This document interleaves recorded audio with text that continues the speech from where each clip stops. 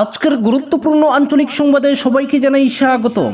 আজ 6 অক্টোবর রবিবার। আজকের সন্ধ্যার বিশেষ বিশেষ খবর হলো, বান পীড়িতদের ক্ষতিপূরণ দিতে ব্যর্থ সরকার, বললেন বিধায়ক হাফিজ রফিকুল। করিমগঞ্জ জেলা ইউডিএফ সভাপতির দৌড়ে 4 জন। হাইলাকান্দিতে এবছর 7,000 মেট্রিক টন ধান সংগ্রহের লক্ষ্যমাত্রা। 20 থেকে 22 জানুয়ারি গুণোৎসব। আর্থিক অনিয়ম, চাকরি থেকে বরখাস্ত হাইলাকান্দি ডায়েটের অধ্যক্ষ তাজউদ্দিন। রাজ্যে উপজেলা গঠন এক ঐতিহাসিক পদক্ষেপ, বললেন মুখ্যমন্ত্রী হিমন্ত। দুদিনে 21 জেলায় 39টি প্রশাসনিক ব্যবস্থা চালু। 10 সাল বাদ হরিয়ানায় কংগ্রেস, কাশ্মীরে ইন্ডিয়া, বলছে এক্সিট পোল।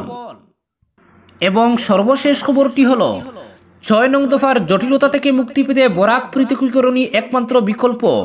বিপ্লব শর্মা কমিটির রিপোর্ট নিয়ে প্রতিক্রিয়া বিডিএফ এর। এবারে শুনুন বিস্তারিত খবর।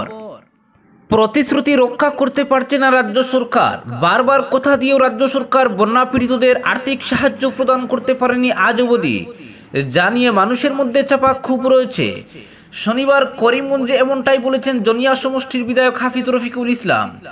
বরাক উপত্যকার বন্যা পীড়িতদের প্রসঙ্গ উত্থাপন করে বিধায়ক বলেন, এবারে 4 বার করে বন্যার কবলে পড়েছেন করিমগঞ্জের মানুষ।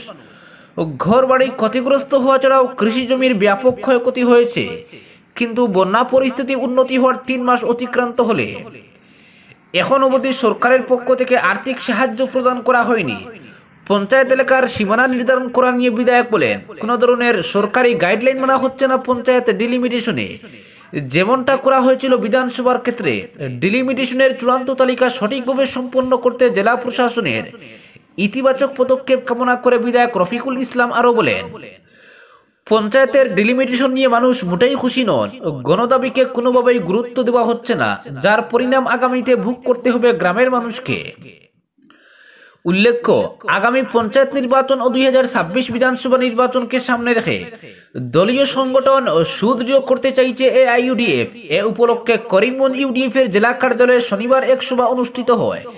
এতে প্রাসঙ্গিক বক্তব্যে বিধানসভা ডিলিমিটেশন ও পঞ্চায়েত ডিলিমিটেশন নিয়ে রাজ্য সরকারের তীব্র সমালোচনা করেন ইউডিএফ এর বিধায়ক হাফিজ রফিকুল ইসলাম। পাশাপাশি বলেন যে বিগত নির্বাচনে ফলাফল খারাপ হলেও করিমগঞ্জে ইউডিএফ এর মজবুত পরিকাঠামো রয়েছে।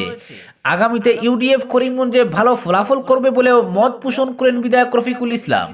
শনিবার করিমগঞ্জে ইউডিএফ এর জেলা কমিটি গঠনের লক্ষ্যে সাধারণ সভা অনুষ্ঠিত হয়। এতে জেলা সভাপতির পদে 4 জনের নাম প্রস্তাব এসেছে। এদের মধ্যে রয়েছেন শাহাবুল ইসলাম চৌধুরী, আজিজুর রহমান তালুকদার, সাব্বির আহমেদ, আব্দুল খালিক। দলীয় পর্যবেক্ষকরা সভাপতি পদ প্রার্থীদের গ্রহণযোগ্যতা যাচাই করে সভাপতির নাম চূড়ান্তভাবে মনোনীত করবেন বলেও জানা গেছে। এদিকে জেলা কমিটির সাধারণ সম্পাদক হিসেবে মৌলানা নজমুদ্দিন ও আব্দুল সত্তারের নাম প্রস্তাব করা হয়। এছাড়াও এদিনের সভায় জেলা যুব ইউডিএফ সভাপতি সম্পাদক সহ কমিটি গঠিত হয়েছে। ইউডিএফ এর সাধারণ সভায় অন্যান্যদের মধ্যে উপস্থিত ছিলেন বর্তমান জেলা সভাপতি আজিজুর রহমান তালুকদার, বিধায়ক হাফিজ রফিকুল ইসলাম, আশরাফুল হোসেন, প্রাক্তন মন্ত্রী আবু সালেহ নজমুদ্দিন, ইউডিএফ নেতা শাহাবুল ইসলাম চৌধুরী পারুল সহ অন্যান্যরা। অপরদিকে হাইলাকান্দিতে এবছর 7,000 মেট্রিক টন ধান সংগ্রহের লক্ষ্যমাত্রা। 20 থেকে 22 জানুয়ারি গুণোৎসব। আসন্ন খারিফ মরশুমে হাইলাকান্দি জেলায় 7,000 মেট্রিক টন ধান সংগ্রহ করার লক্ষ্যমাত্রা ধার্য করা হয়েছে। শনিবার হাইলাকান্দিতে অনুষ্ঠিত অক্টোবর মাসের জেলা উন্নয়ন কমিটির এক সভায় এই তথ্য জানানো হয়। জেলা আয়ুক্ত নিসর্গ হিবারের সভায় পৌরোহিত্য করে ধান সংগ্রহ করা সম্পর্কে জনসাধারণের মধ্যে সচেতনতা বাড়ানোর কর্মসূচি হাতে নিতে নির্দেশ দেন। সভায় জানানো হয় যে লালাবাজারের এফসিআই কেন্দ্রের পাশাপাশি বুয়ালিপাড় এবং কাটলিচুড়ায়ও ধান ক্রয় সেন্টার খোলা হবে আগামী 8 নভেম্বর খারিফ মরশুম শুরু হবার পর থেকে। এতে জানানো হয়, লালাবাজারে 5,000 মেট্রিক টনের পাশাপাশি বুয়ালিপাড় এবং কাটলিচুড়ায় 1,000 মেট্রিক টন করে ধান সংগ্রহ করা হবে এবছর। শ্রম বিভাগ থেকে সভায় জানানো হয় যে জেলার চা বাগানগুলিতে দুর্গাপূজার বোনাস বন্টনের কাজ শান্তিপূর্ণভাবে সম্পন্ন হয়েছে। সমাজ কল্যাণ বিভাগের কর্মসূচিগুলি খতিয়ে দেখার সময় জেলা আয়ুক্ত নিসর্গ হিবারে অঙ্গনাদি কেন্দ্রগুলিতে সরকার নির্ধারিত পুষ্টি উপাদান সম্বলিত আহার বন্টন সুনিশ্চিত করতে বিভাগীয় নজরদারি বাড়াতে বলেছেন। বিদ্যালয় পরিদর্শককে প্রতি মাসে কম করে হলেও 15টি শিক্ষা প্রতিষ্ঠান পরিদর্শন করে প্রশাসনের কাছে প্রতিবেদন জমা দিতে বলেন জেলা আয়ুক্ত। আগামী বছরের শিক্ষা বিভাগের গুণোৎসব জানুয়ারি মাসের 20, 21 এবং 22 তারিখে অনুষ্ঠিত হবে বলে সভায় জানানো হয়। পশুপালন বিভাগের জেলা আধিকারিককে বিভাগীয় ফিল্ড স্টাফদেরকে টার্গেট বেঁধে দিয়ে গ্রামাঞ্চলের পশুধন ক্ষেত্রের চিকিৎসা পরিষেবা বাড়াতে বলা হয় সভায়। ডিডিসি এলডাট ফাইরি, জেলা পরিষদের সিইও রঞ্জিত কুমার লস্কর সহ জেলার শীর্ষ বিভাগীয় আধিকারিকরা সভায় অংশ নেন। অপরদিকে আর্থিক অনিয়ম, চাকরি থেকে বরখাস্ত হাইলাকান্দি ডায়েটের অধ্যক্ষ তাজউদ্দিন। হাইলাকান্দি জেলা শিক্ষা ও প্রশিক্ষণ কেন্দ্রের বিতর্কিত ভারপ্রাপ্ত অধ্যক্ষ তাজউদ্দিন লস্করকে চাকরি থেকে বরখাস্ত করা হয়েছে। অধ্যক্ষ লস্করের বিরুদ্ধে দুর্নীতি এবং আর্থিক অনিয়মের অভিযোগ উঠেছিল। এর জেরেই এই শাস্তিমূলক পদক্ষেপ করেছে আসাম সরকার। অধ্যক্ষ লস্করের সাসপেনশন লেটার গতকাল রাজ্যপালের কার্যালয় থেকে জারি হয়েছে। প্রাপ্ত তথ্য অনুযায়ী বিভিন্ন পর্যায়ের দুর্নীতির অভিযোগে হাইলাকান্দির জেলা শাসক ডায়েটের অধ্যক্ষ তাজউদ্দিনের বিরুদ্ধে 2023 সালে ম্যাজিস্ট্রেট পর্যায়ের তদন্তের নির্দেশ দিয়েছিলেন। বিশেষ করে তাজউদ্দিন লস্কর টেন্ডার মূল্যায়ন কমিটির অনুমোদন ছাড়াই হাইলাকান্দি জেলা শিক্ষা ও প্রশিক্ষণ কেন্দ্রে উন্নয়নমূলক কাজ হাতে নিয়েছেন বলে অভিযোগ উঠেছিল। তাছাড়া আসাম পাবলিক প্রকিউরমেন্ট অ্যাক্ট 2020 লঙ্ঘন করে ডায়েটের ভেতরে নির্মাণ কাজের পরিকল্পনা ও অনুমোদনের জন্য প্রয়োজনীয় টেকনিক্যাল স্যাংশন বা প্রশাসনিক অনুমোদন নেননি বলেও অভিযোগ ছিল। অন্যদিকে বরখাস্তপত্রে 2021-22 অর্থ বছরে বার্ষিক অনুদান বাস্তবায়নে তাজউদ্দিনের বিরুদ্ধে দুর্নীতির অভিযোগের কথা উল্লেখ রয়েছে। ডায়েটের ফ্যাকাল্টিদের প্রাথমিক শিক্ষকদের প্রশিক্ষণ এবং গবেষণা কার্যক্রমের জন্য ফান্ড রিলিজের ক্ষেত্রেও সরকারি নির্দেশকে অমান্য করার অভিযোগ রয়েছে তাজউদ্দিনের বিরুদ্ধে। তাছাড়া তাজউদ্দিন লস্করের ব্যক্তিগত জীবনেরও একটি গুরুতর অভিযোগের কথাও বরখাস্তপত্রে উল্লেখ রয়েছে। তাজউদ্দিনের প্রথম স্ত্রী আয়েশা খানম মজুমদার অভিযোগ করেছেন তিনি প্রথম বিয়ে বাতিল না করে দ্বিতীয় বিয়ে করেছেন, যা সরকারি কর্মচারী আচরণবিধি এবং দ্বিতীয় বিয়ে সংক্রান্ত সরকারি আদেশের লঙ্ঘন। এই অভিযোগগুলোর পরিপ্রেক্ষিতে অধ্যক্ষ তাজউদ্দিনকে আত্মপক্ষ সমর্থন করে বিবৃতি দাখিল করার সুযোগ দেওয়া হলেও সেই স্পষ্টীকরণ দিতে ব্যর্থ হন তিনি। অপরদিকে রাজ্যে উপজেলা গঠন এক ঐতিহাসিক পদক্ষেপ বললেন মুখ্যমন্ত্রী। 2 দিনে 21 জেলায় 39টি প্রশাসনিক ব্যবস্থা চালু। প্রশাসনিক ব্যবস্থাকে জনগণের কাছে নিয়ে যাওয়ার জন্য উপজেলা গঠন রাজ্য সরকারের এক ঐতিহাসিক পদক্ষেপ বলে আখ্যায়িত করেছেন মুখ্যমন্ত্রী হিমন্ত বিশ্ব শর্মা।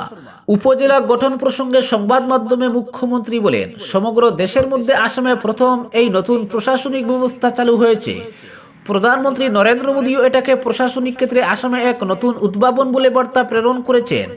এই নতুন ব্যবস্থার মাধ্যমে প্রশাসনকে জনগণের কাছে নিয়ে যাওয়া সম্ভব হবে। তিনি বলেন, শুক্র ও শনিবার এই দুদিনে রাজ্যের 21টি জেলায় মোট 39টি উপজেলা কার্যালয়ের উদ্বোধন করা হয়েছে। এর ফলে প্রশাসনিক দৈনন্দিন কাজকর্ম সুচারুরূপে পালন সম্ভব হবে। তিনি বলেন, উপজেলার ক্ষমতা ও অধিকার মহকুমা থেকে বেশি থাকবে। উপজেলার ক্ষমতা প্রায় জেলার সমপর্যায়ের হবে, যদিও জেলা শাসক জেলার সামগ্রিক দায়িত্বে থাকবেন। কিন্তু এবার থেকে উপজেলা কার্যালয়ে রাজস্ব তথা জমি সংক্রান্ত কাজকর্ম, বিভিন্ন ধরনের প্রমাণপত্র, এনওসি, বিধায়ক তহবিলের কাজ ইত্যাদি হবে। আগামী জানুয়ারি-ফেব্রুয়ারি মাসে বাকি যেসব উপজেলা গঠন হবে তারও কার্যালয় উদ্বোধন হবে। পর্যায়ক্রমে রাজ্যের 126টি বিধানসভা কেন্দ্রে উপজেলা স্থাপন করা হবে বলেও জানান তিনি। রাজ্যের 21টি জেলায় যে 39টি উপজেলা ও তার সদর স্থাপন করা হয়েছে, তার মধ্যে কাছাড় জেলার লক্ষ্মীপুর উপজেলা ও করিমগঞ্জ জেলায় পাথারকান্দি ও রামকৃষ্ণনগরকে উপজেলা করার পাশাপাশি কার্যালয় উদ্বোধন করা হয়েছে।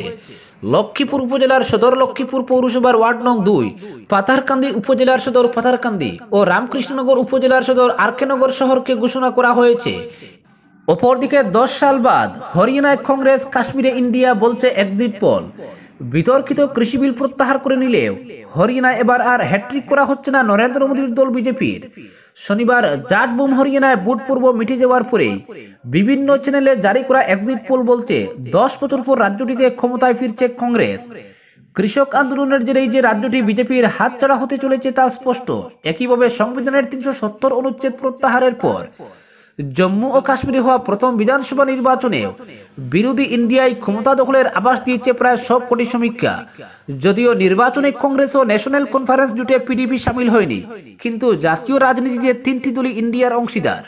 ফলে সমীক্ষায় জম্মু ও কাশ্মীরে বিধানসভায় ত্রিশঙ্ক হচ্ছে বলে জানালেও সরকার গড়ার ক্ষেত্রে মেহবুবা মুফতির দল ইন্ডিয়াকেই সমর্থন করার সম্ভাবনা বেশি। 370 অনুচ্ছেদ প্রত্যাহারের পর জম্মু ও কাশ্মীরে ভোটাধিকার প্রয়োগ করেছেন সেখানকার জনতা। এই নির্বাচনে বুশ স্বর্গের দখল নিতে চেষ্টার কোনো ত্রুটি রাখেনি বিজেপি। হিন্দু সংখ্যাগরিষ্ঠ জম্মুকে হাতিয়ার করে এবার উপত্যকায় ডালাও প্রচার চালিয়ে গিয়েছেন নরেন্দ্র মোদী থেকে অমিত শাহের মতো ভিভিআইপিরা। তবে রিপোর্ট বলছে জম্মু ও কাশ্মীরে উপত্যকাবাসীর মন কাটতে ব্যর্থ গেরুয়া শিবির। 90 আসনের জম্মু ও কাশ্মীরে শনিবার একাধিক সংস্থার বুথ ফেরত সমীক্ষার যে রিপোর্ট প্রকাশ্যে এসেছে সেই অনুযায়ী ইন্ডিয়া টুডে সি ভোটারের দাবি 40 থেকে 48টি আসন পেতে চলেছে এনসি ও কংগ্রেসের জোট। 27 থেকে 32 আসন পেতে পারে বিজেপি। মেহবুবা মুফতির পিডিপি পেতে পারে 6 থেকে 12টি আসন এবং অন্যান্যরা 6 থেকে 11টি। ভাস্কর রিপোর্টার্স পোলের দাবি অনুযায়ী এনসি ও কংগ্রেস জোট পেতে পারে 35 থেকে 40, বিজেপি 20 থেকে 25, পিডিপি 4 থেকে 7 এবং অন্যান্য 12 থেকে 18। রিপাবলিক গুলিস্তান নিউজের রিপোর্ট অবশ্য ত্রিশঙ্কুর দিকে ইঙ্গিত করেছে। এদের রিপোর্ট অনুযায়ী 31 থেকে 34টি আসন পেতে পারে এনসি কংগ্রেস জোট, বিজেপি পেতে পারে 28 থেকে 30টি এবং পিডিপি 5 থেকে 7টি। জম্মু ও কাশ্মীরের বিধানসভা নির্বাচনে এবারের লড়াই অত্যন্ত কঠিন হবে বলে শুরু থেকেই মনে করছিল রাজনৈতিক মহল। বিশেষ করে পিডিপি আলাদাভাবে লড়াইয়ে নামায় বিজেপি ও কংগ্রেস সমস্যায় পড়বে বলে ধারণা করা হচ্ছিল। যদিও ভোটের ফল নিজেদের দিকে আনার চেষ্টা কোনো কসুর করেনি বিজেপি। সন্ত্রাসকে নির্মূলের প্রতিশ্রুতির পাশাপাশি ভগ্নপ্রায় মন্দির সংস্কার ও পুনর্গঠন, কাশ্মীরের পণ্ডিত সম্প্রদায়ের পুনর্বাসন, এমনকি মহিলাদের বার্ষিক 18,000 টাকা করে দেওয়ার প্রতিশ্রুতি দেওয়া হয়। তবে এত কিছুর পুরো টার্গেট সিট হিসেবে পরিচিত জম্মুতে এবার বিজেপি আশানুরূপ ফল করছে না বলেই বিশেষজ্ঞদের ধারণা। অন্যদিকে 370 দ্বারা প্রত্যাহার ও উপত্যকার মানুষের অধিকার ছিনিয়ে নেওয়ার অভিযোগ তুলে এবারের ভোটে প্রচারে নেমেছিল ইন্ডিয়া জোট। গ্রিনার বদলে ভালোবাসার দোকান খোলার বার্তা দিয়েছিল কংগ্রেস। বুথ ফেরত সমীক্ষার গতিপথ যেদিকে মোড় ঘুরেছে তাতে স্পষ্ট বার্তা, ইন্ডিয়া জোটেই আস্থা রাখছে বুশ স্বর্গের জনতা। এবারের বিধানসভা ভোটে হাড্ডাহাড্ডি লড়াই সাক্ষী হয়েছে হরিয়ানা। এই রাজ্যে বিজেপির সঙ্গে সরাসরি টক্কর ছিল কংগ্রেসের। একেবারে শেষ মুহূর্তে আম আদমি পার্টির সঙ্গে জোটের সম্ভাবনা বাতিল করে দেন রাহুল গান্ধী। সমীক্ষা ইঙ্গিত রাহুলের এই সিদ্ধান্তে বাজিমাত করতে চলেছে কংগ্রেস। হরিয়ানায় 90 আসনের মধ্যে কংগ্রেস 56 এবং বিজেপি 22টি আসনে জিততে পারে বলে জানিয়েছে পিপুলস পালস। ধ্রুব রিসার্চ নামে আরো একটি সংস্থা জানিয়েছে হরিয়ানায় কংগ্রেস 57 থেকে 64 আসন পেতে পারে, বিজেপি পাবে 27 থেকে 32টি। সিংহভাগ সমীক্ষায় তেমনি ইঙ্গিত দিয়েছে এই সমীক্ষাগুলি যদি 8 অক্টোবর ভোট গণনার দিন মিলে যায় তবে 10 বছর পর রাজ্যটিতে ক্ষমতায় ফিরতে চলেছে রাহুল গান্ধীর দল। অপরদিকে আসাম চুক্তির 6 নং দফা বাস্তবায়নের লক্ষ্যে গঠিত বিপ্লব শর্মা কমিটির রিপোর্ট নিয়ে সম্প্রতি রাজনৈতিক তৎপরতা চলছে। মুখ্যমন্ত্রী বলেছেন আগামী এপ্রিল মাসের মধ্যেই এর 52টি সুপারিশ বাস্তবায়িত করা হবে এবং বাকি প্রস্তাবনা নিয়েও প্রধানমন্ত্রী ও কেন্দ্রীয় স্বরাষ্ট্রমন্ত্রীর সাথে তিনি আলোচনা করবেন। তবে এটাও বলেছেন যে এই প্রক্রিয়ার আওতা থেকে বরাক উপত্যকাকে বাদ রাখা হবে। বিডিএফ অস্থায়ী কার্যালয়ে আয়োজিত এক সাংবাদিক সম্মেলনে এই বিষয়ে প্রতিক্রিয়া ব্যক্ত করলেন বরাক ডেমোক্রেটিক ফ্রন্টের সদস্যরা। এদিন সাংবাদিকদের সামনে বক্তব্য রাখতে গিয়ে বিডিএফ মিডিয়া সেলের আহ্বায়ক জয়দীপ ভট্টাচার্য বলেন যে বিপ্লব শর্মা কমিটির সুপারিশ বাস্তবায়নের প্রসঙ্গে মুখ্যমন্ত্রীর প্রথম বক্তব্যের পরই তারা বরাক উপত্যকাকে এই প্রক্রিয়ার বাইরে রাখার দাবি জানিয়েছিলেন। যেহেতু মুখ্যমন্ত্রী এই দাবির সপক্ষে মতামত দিয়েছেন তাই তারা এজন্য তাকে ধন্যবাদ জানাচ্ছেন।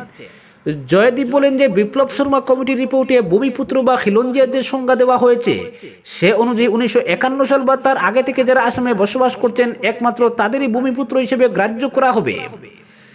তাদের জন্য লোকসভা, বিধানসভা এবং স্থানীয় প্রতিষ্ঠানের 80% পদ সংরক্ষণের প্রস্তাব দেওয়া হয়েছে। কেন্দ্র তথা রাজ্য সরকারের পদ এবং সমস্ত বেসরকারি চাকরিতেও একইভাবে পদ সংরক্ষিত করা এবং ভূমিপুত্র ছাড়া কাউকে জমি হস্তান্তর করা যাবে না বলেও সুপারিশ করা হয়েছে।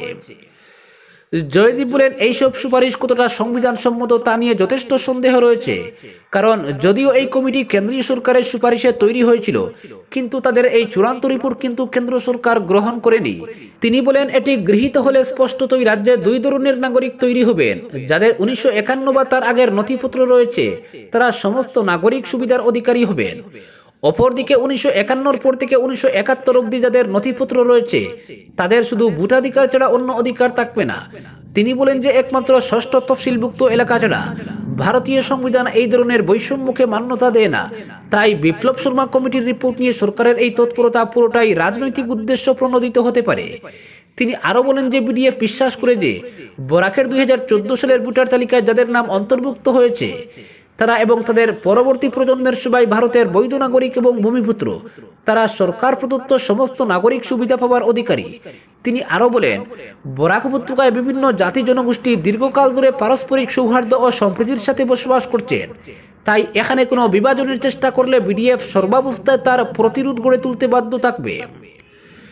জয়দীপ বলেন, যদিও বরাককে এই কমিটির সুপারিশের আওতা থেকে বাদ রাখা হবে বলে বলা হচ্ছে, কিন্তু যদি এই সুপারিশগুলি কার্যকর করা হয় তাতে জটিলতা বাড়বে, কমবে না।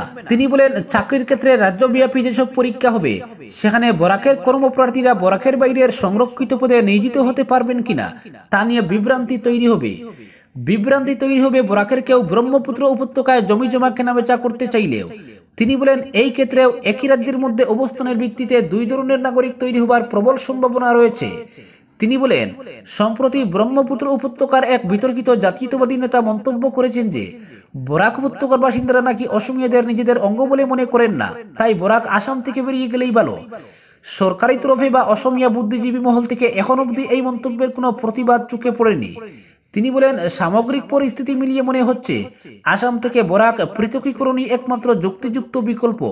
তবে এইসব জটিলতা থেকে যেমন মুক্তি পাওয়া যাবে, তেমনি উভয় উপত্যকার মধ্যে বিভেদের পরিবর্তে সম্প্রীতির পথ সূচিত হবে। তিনি বরাকের সমস্ত সচেতন নাগরিকদের এই ব্যাপারে চূড়ান্ত সিদ্ধান্ত নেবার আহ্বান জানিয়েছেন। আজকের বিশেষ সংবাদ এখানেই সমাপ্ত।